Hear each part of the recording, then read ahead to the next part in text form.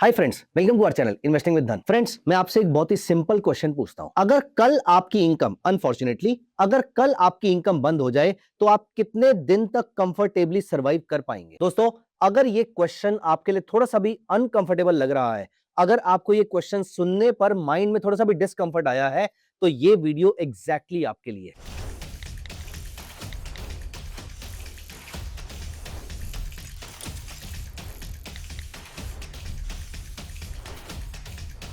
आज हम इस वीडियो में बहुत ही इंपॉर्टेंट कॉन्सेप्ट को डिस्कस करने वाले हैं। इमरजेंसी फंड कितना होना चाहिए, क्यों होना चाहिए, कैसे एस्टैब्लिश करते हैं और कैसे उसकी वैल्यू को लगातार इंक्रीज करवाते रहते हैं। ये वीडियो बहुत ही इंपॉर्टेंट है, स्पेशली उन लोगों के लिए जो अनसर्टेन जॉब्स का पार्ट है, और या फिर अगर आपकी रेगुलर इनकम आ भी रही है, और या फिर अगर आप किसी प्रोफेशनल सर्विसेज में या फिर अगर आप बिजनेस करते हैं, ये वीडियो आपके लिए इंपॉर्टेंट है क्योंकि इमरजेंसी फंड आपके और मेरे, हम सबके लिए बहुत इंपॉर्टेंट। तो दोस्तों, आगे बढ़ने से पहले प्लीज मेक श्योर कि आप चैनल को सब्सक्राइब कर लीजिए और वीडियो को यहां पर लाइक कर दीजिए। ऑल्सो प्लीज मेक श्योर कि आप एक पेपर पेन लेकर बैठेंगे क्योंकि एज आई डिस्कस्ड ये टॉपिक बहुत इंपॉर्टेंट है, ये आपकी और मेरी लाइफ को इंपैक्ट करता है। सो दोस्तों, मैं वापस आता हूं अपने क्वेश्चन पे।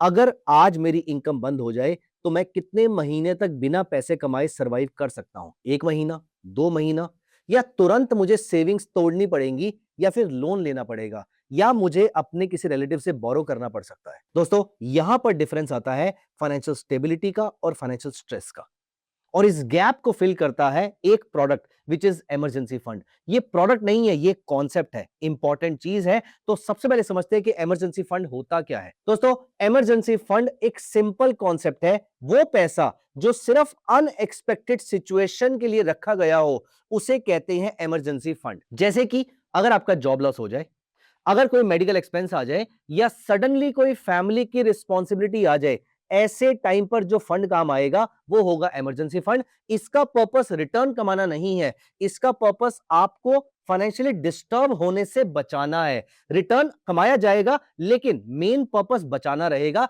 ताकि आपको लोन ना लेना पड़े, आप लॉन्ग टर्म इन्वेस्टमेंट जैसे कि आपकी इक्विटी म्यूचुअल फंड्स, इनको ना तोड़ना पड़े। लेकिन एक कॉमन मिस्टेक है जो इमरजेंसी फंड में सबके साथ सभी लोग करते हैं। सबसे कॉमन मिस्टेक है, लोग इमरजेंसी फंड को नॉर्मल सेविंग्स के साथ मिक्स कर देते हैं। अगर आपके सेविंग अकाउंट में 2 लाख रुपए रखे हैं, अगर आपके सेविंग अकाउंट में 50,000 रुपए रखे हुए हैं, आप इसको इमरजेंसी फंड मन ही मन मान चुके हैं। लेकिन एक ही अकाउंट में पैसा रखा होता है और धीरे धीरे वो पैसा आपका खर्च हो जाता है। ज्यादातर लोग ये गलती कर रहे हैं। अगर आपने भी कभी ना कभी ये गलती करी तो एक बार कमेंट्स में यस जरूर लिखिएगा। लेकिन इस केस में प्रॉब्लम क्या होती है, जब कभी भी एक्चुअल इमरजेंसी आती है, वो फंड हमारे पास अवेलेबल ही नहीं होता, क्योंकि या तो वो अमेजॉन पे खर्च हो गया था, फ्लिपकार्ट पे खर्च हो गया था, या फिर वो कुछ अलग अलग सब्सक्रिप्शन लेने में और या क्रेडिट कार्ड का बिल पे करने में निकल गया। और वो क्रेडिट कार्ड का खर्चा भी एक बेसिक खर्चा नहीं था, नीड नहीं था, वो एक वांट था। इसलिए एक बेसिक रूल, जो सबसे पहला रूल आपको इमरजेंसी फंड का याद रखना है, वो है कि इसको मेंटली और प्रैक्टिकली भी अलग अलग ही ट्रीट करना है। मतलब आपके सेविंग्स अकाउंट में वो पैसा होना चाहिए जो 2 4 5 दिन में काम आएगा। इमरजेंसी फंड आपका अलग से अलग अकाउंट में होना चाहिए। उसका अलग अकाउंट ओपन करवाएंगे, लेकिन पहला क्वेश्चन ये है कि इमरजेंसी फंड होना कितना चाहिए। देखिए, इसकी अलग अलग रेंजेस हैं, लेकिन मेरे अकॉर्डिंग इसकी जो आइडियल रेंज है वो है मिनिमम 6 महीने के आपके एसेंशियल एक्सपेंसेस, 9 से 12 महीने, तब अगर आपकी जॉब अनस्टेबल है, अगर आपकी जॉब अनसर्टेन है। और यहां पर मैं ये भी बात बोलूंगा, अगर कोई डॉक्टर है या अगर कोई प्रोफेशनल सर्विसेज में है जहां पर आपकी इनकम बहुत ज्यादा वेरिएबल होती है, मैं उसको भी अनसर्टेन मान रहा हूं। चाहे डॉक्टर्स बहुत अच्छा कमाते हो, लेकिन स्टिल वो अनसर्टेनिटी है unless until you are on a job. तो यहां पर मैं बात सिर्फ डॉक्टर की नहीं कर रहा, मैं बात सिर्फ इंजीनियर या चार्टर्ड अकाउंटेंट की नहीं कर रहा, मैं अगर बात कर रहा हूं प्रोफेशनल सर्विसेज की। अगर आपकी इनकम स्टेबल नहीं है तो ये नंबर 9 से 12 महीने के आसपास का होना चाहिए।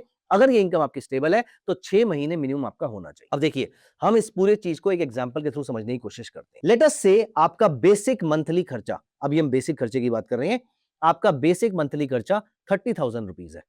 तो इसका मतलब आपका इमरजेंसी फंड कम से कम 1.8 लाख रुपीस होना चाहिए, और प्रेफरेबली अगर ये 3.5 लाख रुपए के आसपास का हो तो और अच्छी बात है। इंपॉर्टेंट चीज यहां पर क्या है, आपको सिर्फ एसेंशियल एक्सपेंसेस काउंट करने हैं, लाइफस्टाइल काउंट नहीं करना। क्योंकि जब अगर अनफॉर्चुनेट इवेंट में अगर आपकी जॉब जाएगी तो यहां पर लाइफस्टाइल एक्सपेंसेस आप एनीवेज कट डाउन करने वाले हैं। तो बेसिक खर्चा, आपका जो बेसिक ट्रैवल का खर्चा हो जाता है, यहां पर मैं वेकेशंस की बात नहीं कर रहा, बेसिक आपका जो लोकल ट्रैवल वाला खर्चा होता है, ऑफिस जाने का बेसिक ट्रैवल का एक्सपेंस हो गया, प्लस खाने पीने का एक्सपेंस हो गया, कुछ ऐसी बेसिक चीजें, फॉर एग्जांपल इलेक्ट्रिसिटी का बिल हो गया, मोबाइल का बिल हो गया, आपकी बेसिक सब्सक्रिप्शन हो गई जैसे कि इंटरनेट हो गया, ये सारी चीजें आपका इमरजेंसी फंड का पार्ट बन जाती है। अब क्वेश्चन ये आता है कि इसको बिल्ड कैसे किया जाता है।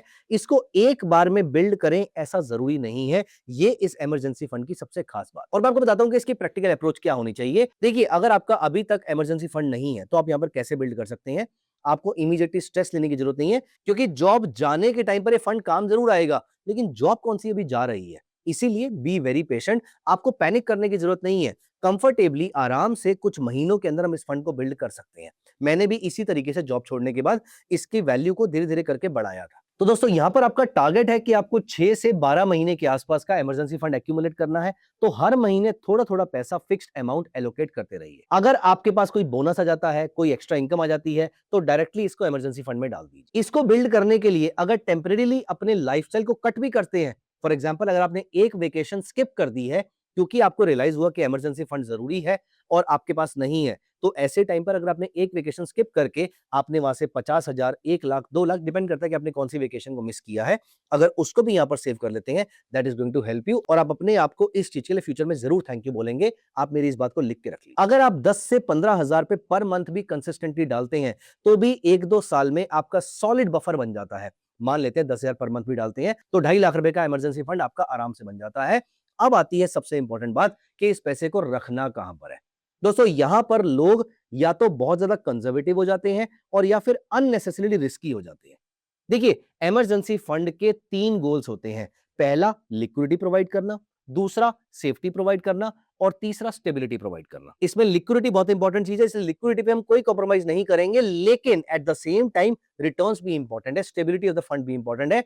आपने सारे पैसे को कैश की फॉर्म में नहीं रखना है, ये इनएफिशिएंट तरीका है। और पूरा पैसा इक्विटी मार्केट में डाल देंगे, ये भी बहुत ज्यादा रिस्की हो जाएगा। तो आपको इसके लिए बैलेंस अप्रोच बना के चलनी है। देखिए, सेविंग्स अकाउंट, सबसे पहले मैंने मना किया था कि सेविंग्स अकाउंट में इस पैसे को नहीं रखना है, तो सेविंग्स अकाउंट में इस पैसे को नहीं रखना है, लेकिन स्टिल जैसा मैंने पहले बताया, अगले कुछ दिनों या हफ्तों के जो एक्सपेंस है, इसको आप यहां पर जरूर रखिए। तो सेविंग्स अकाउंट में मोस्टली अगर आपको मंथली खर्चा फॉर एग्जांपल 50,000 चाहिए होता है, तो यहां पर 70-80,000 रुपीज मेंटेन करके रखिए।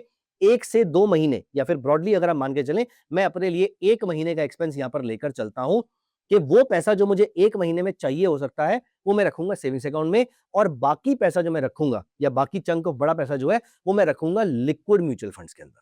अब ये लिक्विड फंड्स कौन से होते हैं, मैं यहां पर आपको धन प्लेटफॉर्म पे दिखाता हूं कि लिक्विड म्यूचुअल फंड्स क्या होते हैं और कैसे काम करते हैं, और क्यों liquid mutual funds are the best product कि यहां पर आपको पैसे को रखना चाहिए। ये देखिए दोस्तों, मैं आ जाता हूं और मैंने यहां पर टाइप किया धन म्यूचुअल फंड्स। ये पहली वेबसाइट खुली, इसको मैंने यहां पर ओपन कर दिया। अब आप यहां पर देखिए, मैं चलता हूं डेट फंड्स में। डेट का ही पार्ट होता है लिक्विड फंड। अब हम यहां पर लिक्विड पे आ जाते हैं। आप इनमें से किसी भी फंड को उठा के देख लीजिए, सबके रिटर्न्स ऑलमोस्ट सेम आ रहे हैं। मतलब यहां पर चॉइस का बहुत बड़ा ऑप्शन नहीं है। लेकिन यहां पर हम देखना चाहेंगे कि ये अपने पैसे को इन्वेस्ट कहां पर करते हैं। तो मैंने क्लिक किया एक्सिस लिक्विड फंड पे, और आप नोटिस कीजिए इसका एक्सपेंस रेशो बहुत ही कम है, 0.11% है। लेकिन मैं ये जानना चाहता हूं कि ये मेरे पैसे को जल्दी वापस कैसे कर पाएंगे, ये अपने पैसे को कहां पर रख रहे हैं। तो ये देखिए, इनकी 99.67% होल्डिंग्स जो है वो कैश की फॉर्म में रखी हुई है।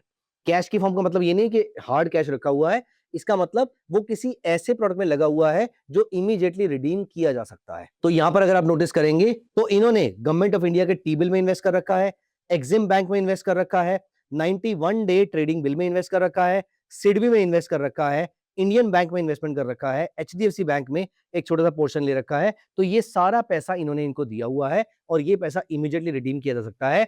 इसीलिए ये सारा का सारा पैसा 1 से 2 दिन में रिडीम हो जाता है। सेविंग्स अकाउंट से थोड़ा सा बेटर रिटर्न आपको यहां से देखने को मिल सकता है, इसीलिए आपका पैसा लिक्विड फंड में होना चाहिए। लो रिस्क है और relatively stable product. Apart from this, आप अपने पैसे को ultra short term mutual fund में भी डाल सकते हैं। अब ये ultra short term mutual fund क्या होता है, ये थोड़ा सा एक्स्ट्रा रिटर्न आपको प्रोवाइड करता है, लेकिन रिस्क ऑलमोस्ट सेम रहता है। ऑब्वियसली रिस्क थोड़ा सा ज्यादा रहेगा, लेकिन ब्रॉडली सेम रिस्क पर आप थोड़ा सा एक्स्ट्रा रिटर्न जनरेट कर पाते हैं। जैसे कि यहां पर देखिए, आपका अल्ट्रा शॉर्ट टर्म ड्यूरेशन वाला फंड हो जाता है।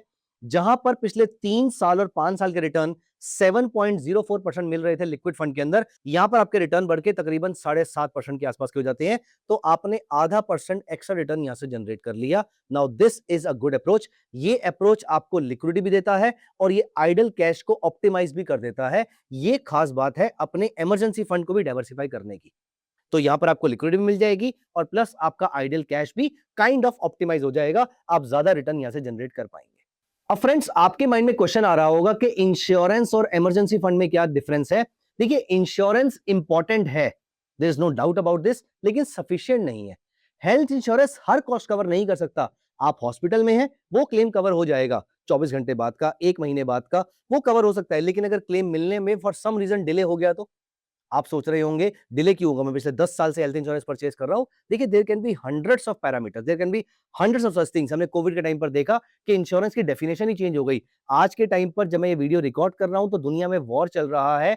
वो सारी शिप्स जो अपनी अपनी लोकेशन से निकली थी, वो इंश्योरेंस लेकर निकली थी, लेकिन स्ट्रेट ऑफ हॉर्मुज पे पहुंचने पर उनकी इंश्योरेंस कैंसिल हो जाती है क्योंकि बीच में वॉर शुरू हो गया है और अटैक शुरू हो चुके हैं। इंश्योरेंस कंपनी से ही मना कर दिया कि हम इसको इंश्योर नहीं कर पाएंगे, अदरवाइज हमें कॉस्ट ज्यादा बियर करनी पड़ेगी। अगर आप वो करने को रेडी है तो हम इसको इंश्योर कर देते हैं। देखिए, वो काम अगर शिप के साथ हो सकता है तो आपके और मेरे साथ भी हो सकता है। तो इसके लिए कंप्लीट सेफ्टी नेट के लिए सिर्फ इंश्योरेंस काफी नहीं है, इंश्योरेंस प्लस इमरजेंसी फंड, और इमरजेंसी फंड भी आपका डाइवर्सिफाइड होगा तो ये और अच्छी बात है। ये आपके लिए एक क्लियर सेफ्टी नेट, एक कंप्लीट सेफ्टी नेट प्रोवाइड करेगा। दोस्तों, एंड में अगर हम बात करें तो एक सबसे इंपॉर्टेंट चीज आपको याद रखने की जरूरत है, वो ये है कि इमरजेंसी फंड कभी भी एक्साइटिंग नहीं होता है। इसमें हाई रिटर्न नहीं मिलते। आप इसको रोज लार्ज कैप, मल्टी कैप या फ्लेक्सी कैप की तरह इसके एनएवी को चेंज होता हुआ नहीं देखेंगे। इसमें रिटर्न ज्यादा नहीं मिलते हैं, लेकिन ये सिर्फ एक चीज बहुत अच्छे तरीके से करता है, वो है आपको गलत फाइनेंशियल डिसीजन लेने से बचा लेता है, क्योंकि आपने अपने हाथ में पैसा ही कम छोड़ा और यहां पर पैसे को डाल के छोड़ दिया था। और इनडायरेक्टली आपको अपने म्यूचुअल फंड इन्वेस्टमेंट्स को लॉन्ग टर्म के लिए ग्रो करने में मदद करता है, क्योंकि in absence of emergency fund आपको इमरजेंसी को डील करने के लिए सबसे पहले अपना लार्ज कैप, मिड कैप या स्मॉल कैप म्यूचुअल फंड देखता और वो आप ब्रेक कर लेते। इमरजेंसी फंड आपको रिच तो नहीं बनाता है, लेकिन ये आपको फाइनेंशियली वल्नरेबल होने से जरूर बचा लेता है। ये आपको बुरे वक्त में जरूर सपोर्ट करता है। तो सबसे पहले सेफ्टी बिल्ड करो, फिर कॉन्फिडेंटली अपनी ग्रोथ पे फोकस कीजिए। कॉन्फिडेंस के साथ ग्रोथ पे फोकस करने के लिए आप लार्ज कैप में, मिड कैप में, स्मॉल कैप में किसी भी फंड में इन्वेस्टमेंट कर सकते हैं, लेकिन सबसे पहले आपके पास इमरजेंसी फंड होना चाहिए। इमरजेंसी फंड डाइवर्सिफाइड होना चाहिए। इमरजेंसी फंड का कुछ पोर्शन सेविंग्स अकाउंट में होना चाहिए, बाकी लिक्विड फंड में और अल्ट्रा शॉर्ट टर्म फंड्स में होना चाहिए। अगर आपको ये सारी बातें समझ में आती हैं, अगर आपको ये सारी बातें अच्छी लगी हैं, तो प्लीज मुझे कमेंट्स में जरूर बताइएगा। अगर आपका इमरजेंसी फंड को लेकर कोई भी क्वेश्चन है तो मुझे कमेंट्स में इंतजार रहेगा। I will be very happy answering all your questions. कैसा लगा आपको वीडियो, बताइएगा मुझे कमेंट्स में। मिलते हैं अगली वीडियो में। Bye bye, take care. Investments in the securities market are subject to market risk. Read all the related documents carefully before investing.